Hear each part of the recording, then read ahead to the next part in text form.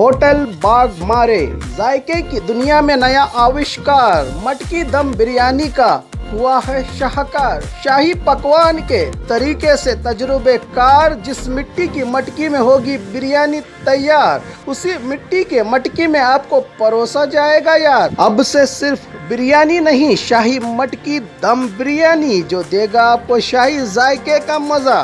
तो आइए अपनों के साथ या होम डिलीवरी घर बैठे मंगवाइए बीगोस के हाथ, opposite central bus stand, traffic signal Bijapur.